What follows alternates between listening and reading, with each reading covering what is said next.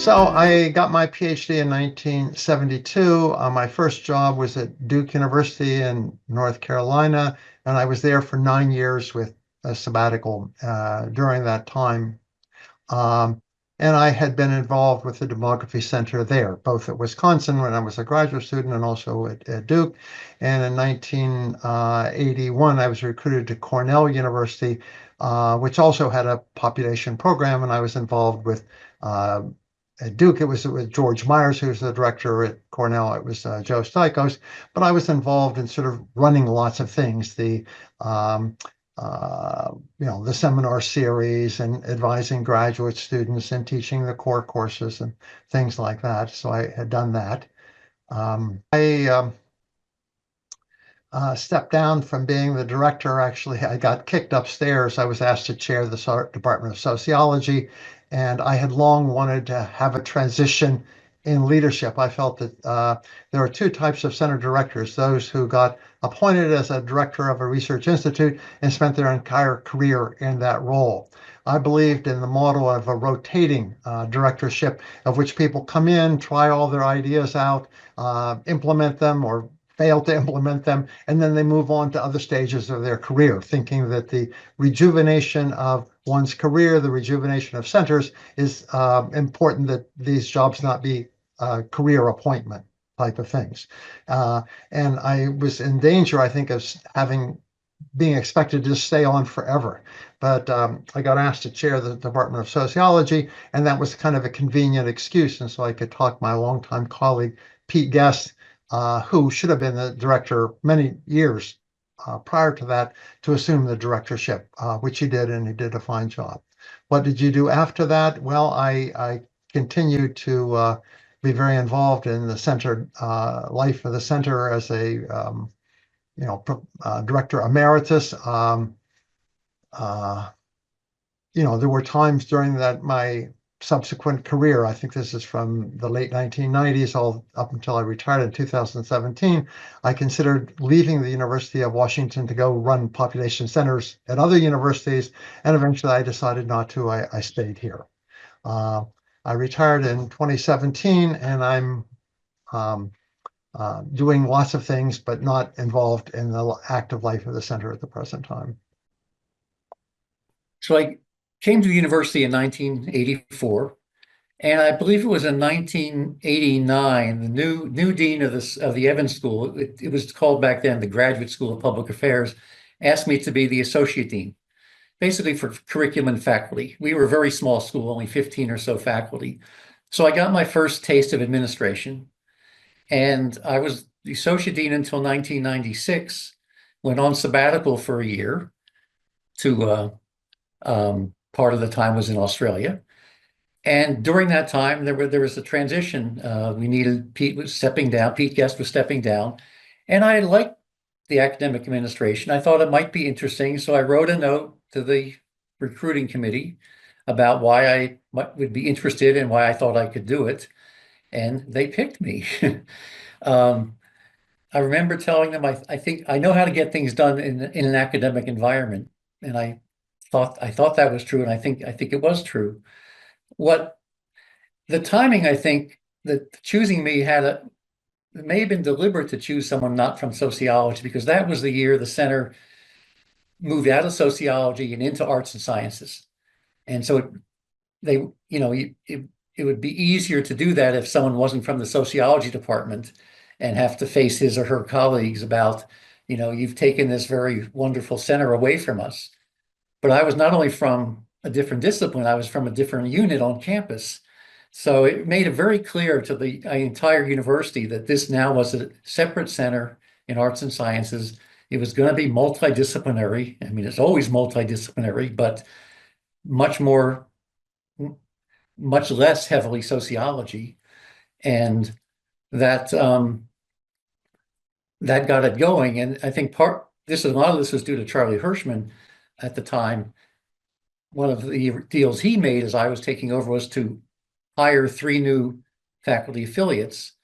And we had a big search across multiple departments and hired folks in geography and anthropology, as well as sociology and statistics, that really set a new direction in terms of we're going to broaden the center in a very conscious way.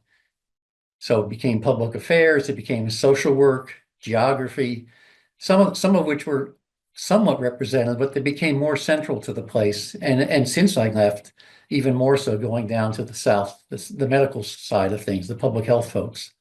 And so I think 1977 was a watershed year for the center. When I finished the center, 1992, went back to the Evans School as a faculty member, but I continued as director of this population leadership program. And since that was administered through the center, of course, stayed involved with it.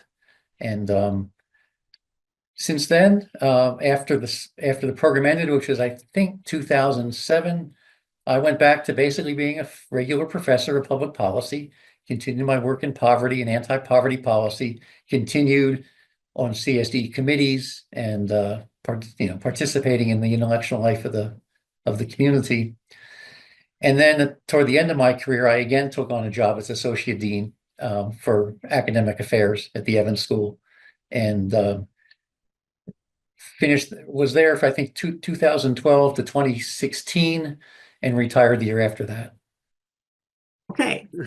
So I was director from 2002 when we got the center grant to 2006 when I handed it over to Shelley. And what I was doing before my first job after graduate school was on the sociology faculty at Columbia University.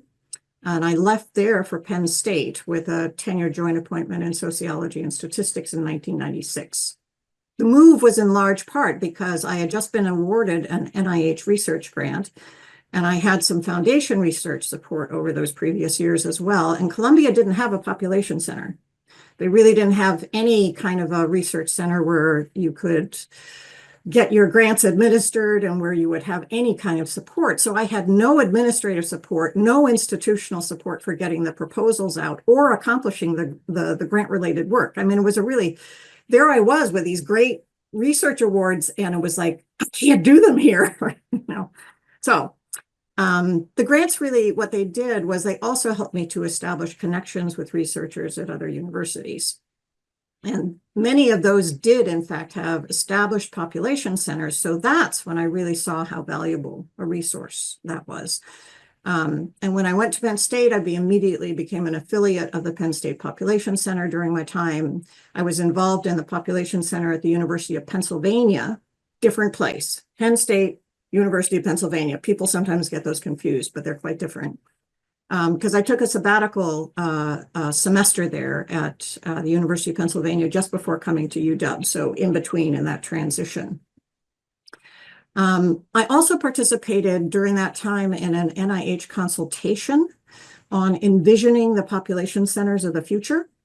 So in the process of all of this, I learned a lot about how a well-run demography center can serve faculty, postdocs, research scientists, and students, and how different variations in the center structure, its institutional location, its governance, and physical space could all establish a unique foundation for interdisciplinary collaboration. So that's what I was doing before I got here. What did I do after? I was deeply involved in another one of UW's interdisciplinary centers, the Center for AIDS and STD, CFAS is what we called it, sometimes CFAR. Indeed, that center was actually one of the main draws for me in coming to the UW in the first place. So the year after leading the CSDE Center Grant application, I worked on the CFAS Center Grant renewal, and I think that was, it might have been their 5th renewal. They'd been in place for 25 years already, I think, at that point. So they were very established and huge, and the amount of money that they were talking about was like completely a different animal than what we were doing at CSDE. But what I did was I worked on the renewal for their proposal, and I proposed a new core for them that was focused on socio-behavioral research for HIV prevention. So I became the founding director of that core because it was successful, the proposal, and I continued in that position for 15 years. I also briefly led the effort to establish a CFAS core that was focused on mathematical modeling for HIV epidemiology and recruited the faculty who then went on to lead that. But the other big thing I did, which was great, was I returned to my research. When I first come to UW, Professor Mark Hancock and I had established an interdisciplinary research group called the Network Modeling Group, which, and you know, Steve was part of that. Steve actually, I met Steve at Penn State, by the way, so there's that connection there. Anyway, so Steve was part of that network modeling group. So when he said I was busy, that's probably all he saw from 2002 to 2006 was I was busy every day, all day, right? But finally, after I put down the directorship, I was able to get back to that, which was great. And from 2010 until I retired, I co-led this group with Steve Goodrow. And from it, we launched many successful NIH grant proposals. We mentored lots of graduate students and postdocs from a bunch of different fields: sociology, anthropology, statistics, epidemiology, nursing, mathematics. It was kind of remarkable, actually, mathematical biology, partly because CSDE was this beautiful home for all of this, that we could do that. To discuss research in progress, some of the students that we mentored have gone on to make really foundational contributions in their fields, and a number of them have continued to work with us, which is great. So I would say this work resulted in your traditional academic output, so like published papers and books, but we were also committed to the production of public goods for others. And I think that's probably the most important legacy of our research group. Open source software is a big piece of this legacy. We have an award-winning package for statistical analysis of network data that implements basically all the theoretical progress and contributions that were made by the research team, and makes it available then to others to use. And another very popular package for modeling epidemics on networks called EpiModel that is essentially mostly developed by one of our students, and he continues to maintain it. So we have a lot of online training materials and annual workshops that we teach both here and abroad. I think that's also part of the legacy of our group. And we continue to teach the new methods basically to an international cadre of scholars at this point. So that's part of what I'm doing. I think we were really lucky, I just want to highlight this, to be working on these things just as the movement for transparent, reproducible research was taking off. Thing about the way you work, right? And in a really good way. The tools that have been developed to facilitate the open sharing of research data, code, and text in the past 20 years are truly amazing. And it's changed the way we do and share science. And again, if it hadn't been for CSDE, I don't think we would have been able to take advantage of those tools in the way that we were, because especially in the computing core, but not just the computing core, we had real support for making sure that we could make the transitions and learn about the new stuff. And it frequently required like the computing core to learn a whole bunch of stuff then as well. So it was a really interesting process, really enjoyable. So what I'm doing now, I split my time between academic work and community political work. I continue to teach workshops and build out the supporting materials for our software. That's something I thoroughly enjoy, especially with the luxury of time I have now. And I keep prodding Steve because he can't wait to get to that point. I particularly enjoy actually staying up to date with the new tools in the reproducible research chain because they continue to evolve, and they're just great. So on the political side, I'm involved with a statewide coalition of community groups that's working to improve police practices, encouraging things like de-escalation and strengthening accountability through legislative reform.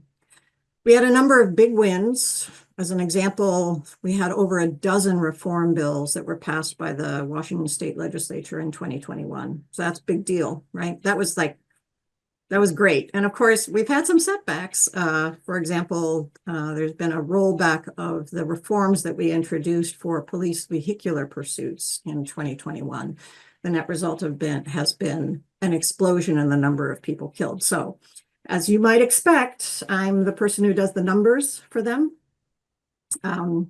And I used this whole reproducible tool chain to make a data set available on the number of people killed during fatal encounters with police in Washington State, and also a report. Again, I'm using all those tools that I learned to put that report together. Fun fact, not so fun, more than half of the people killed during police vehicular pursuits are bystanders. Right, which is why we wanted the pursuit reforms. And often they're pursuing somebody for a taillight that's out, or expired tags, or shoplifting. And in the result, somebody's grandmother gets killed. I mean, it makes no sense, right? It's common sense to have some real basic kind of guardrails in there about when you use that particular form of behavior. Anyway, so that's the stuff I do on the side, which is all the time now. But somebody had to take over because the center grant and the training grant were running out, and new proposals had to be written. And so I'm not a happy administrator, and I really did not want this job. But I think what I've described is I felt a real sense of obligation to CSDE. And it seemed to me that if I could devote a couple of years to this, I could sort of get us through this rough spot and then turn it over to somebody else. So I spent the good part of 2005, 2006, basically writing those grant proposals in my basement. I didn't have space at Raid Hall. I didn't have much in the way of support from the staff who were still working for the current director. And it was a difficult thing to put together. I obviously had the support of my colleagues, the other CSDE affiliates, but I really did not have much in the way of institutional support while I put those grant proposals together. And then I guess, succeeded to the director's position either December 2006 or January 2007. I've sort of forgotten. So then we sort of bumbled through for about a year and a half. And then I went on leave to take a fellowship at the Russell Sage Foundation. And so spent 2008, 2009 as the economy was melting down in Manhattan, which was also a really interesting experience. My husband, who's also an economist, was visiting at the New York Fed at the time, where no one was allowed to talk to him because financial markets were melting down and secret things were going on. So it was a fascinating year to be away, but Russell Sage is a wonderful place to be. And then I came back for a final year as director, having let it be known that this was it, and there needed to be a new director.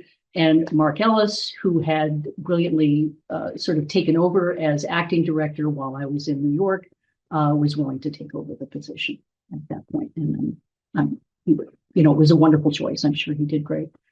And then a few months later, I left for UCSB. And so that's my career. I think that the things that I really concentrated on when I was director, apart from just sort of keeping steady on the road, was the seminar series, which was always sort of a really major focus of my interest. I always thought it was the heart of CSDE. It's when we all got together. And so I really, really enjoyed, taking a real active role in keeping the seminar series going and bringing in interesting people. Okay, so I was the director for 6 years.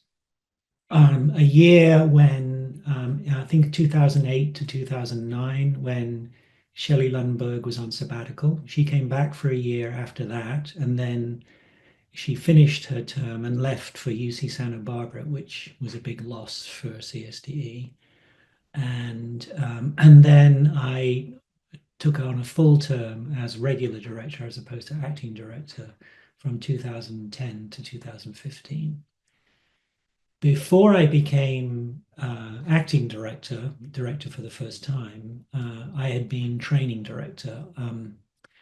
I wasn't all the way up to my first term as director when I arrived in 1999 was when I started at the University of Washington. There was no center grant.